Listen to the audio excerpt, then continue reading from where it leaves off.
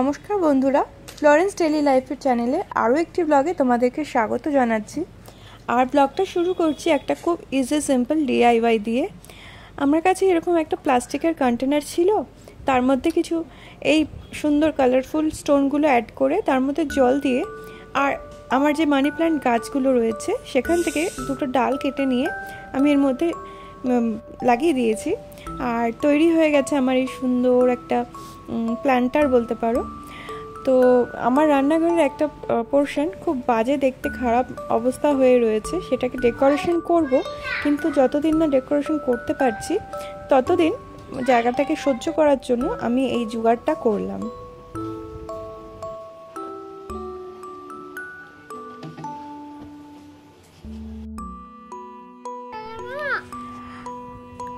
আর যেহেতু আমি এখন রাতের বেলা একদমই ঘুমাতে পারি না, আমি ঘুমাই সকাল 8টা সাড়ে 8টার পর থেকে 10:30 11টা পর্যন্ত সকালে। তো তারপরে না উঠে কোনো দিন একটু ফল খেয়ে নিই, আর ব্রেকফাস্টটা সেই অর্থে কোনো দিনই করা হয় না। তো আজকে ভাবলাম, কালকে রাতেই শুয়ে ভাবলাম যে না, ব্রেকফাস্টটা ঠিকঠাক করা উচিত।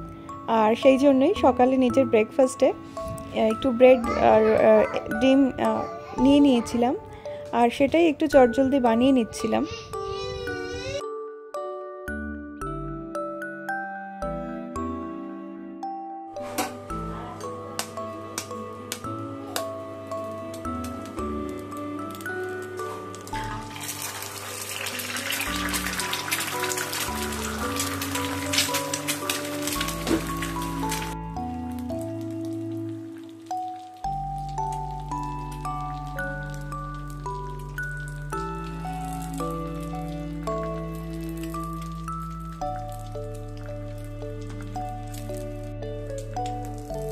যদিও ওই সময়টা রান্নাঘরটা ফাঁকাও থাকে না আর হাজারটা কাজও থাকে, তাই ভাবলাম ব্রেকফাস্টটা একটু সিম্পল করি। আর ডিম যেহেতু আমার অল টাইম ফেভারিট, তো একটা ডিমের পোচ নিয়ে নিয়েছিলাম, আর সেটাকে একটু গার্নিশ করেছিলাম সুইট কর্ন আর স্প্রিং অনিয়ন দিয়ে। সাথে নিয়েছিলাম একটা ব্রেড স্লাইস, আর সেটাকে চিজ টপিং করে আমি একটু সেঁকে নিয়েছিলাম। এটাই হয়ে গেছিলো আমার সিম্পল ব্রেকফাস্ট।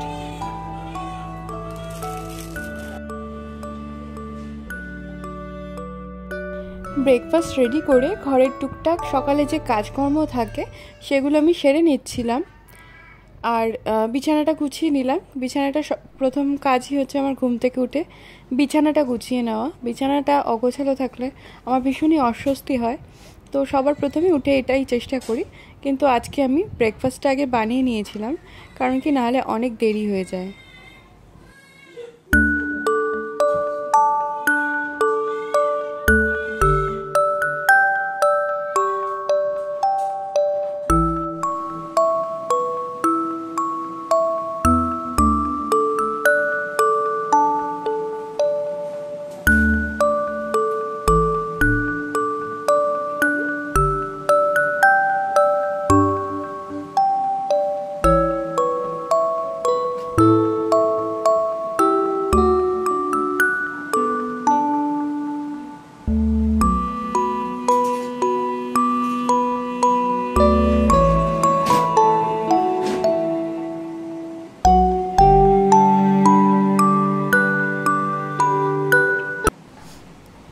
এখন রাতে বাবুর জন্য যে ডায়াপার বা টিস্যু, ওয়েট টিস্যুগুলো বেডে নিয়ে শুই, সেগুলোকে বাবুর যে কম্পার্টমেন্ট আছে, যে মানে যেখানে বাবুর সব জিনিসপত্র রাখা হয়, সেগুলো সেখানে আমি একে একে গুছিয়ে রাখছি।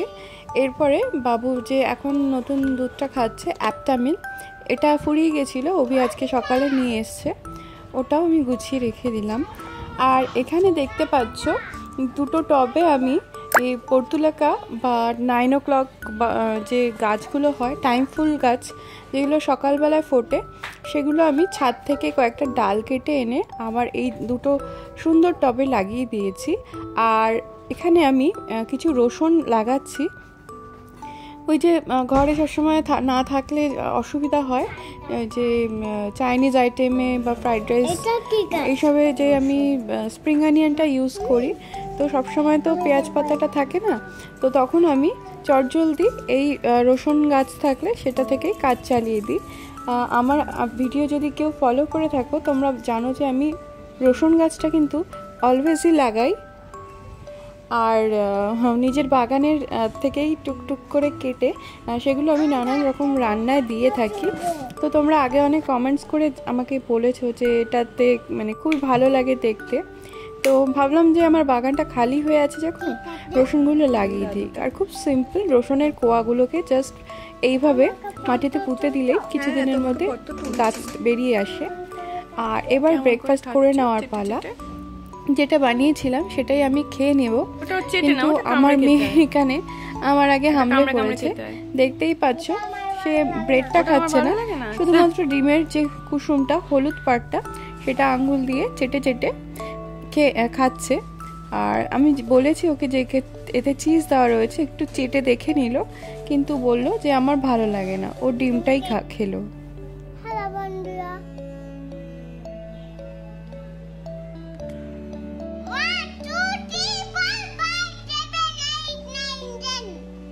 আতা গাছেটা বলো। আতা গাছের দুটো পাখি ডাইম গাছে মাও, এত ডাকি তবু কথা কয় না কেন বউ। বাহ, very good very good very good, hi fi. খুব সুন্দর হয়েছে।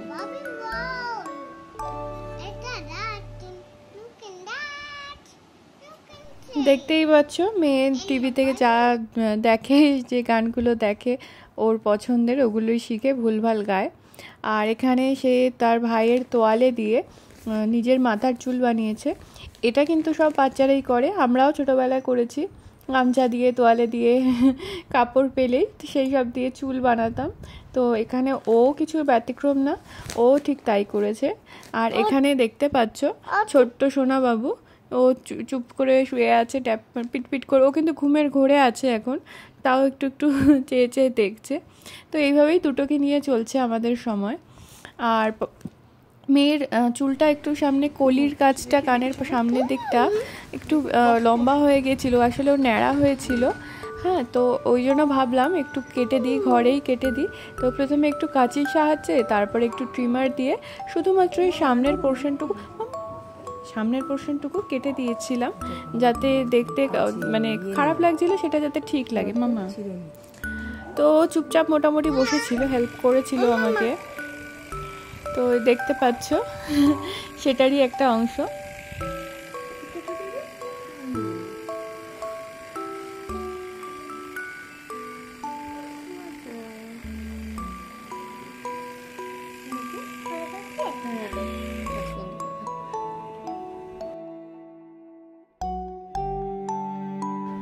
আর এখানে আবারও বাগানের একটু কাজে লেগেছি, যে গাছের মরা পাতাগুলো ডালগুলো থাকে সেগুলো একটু পরিষ্কার করে দিচ্ছি।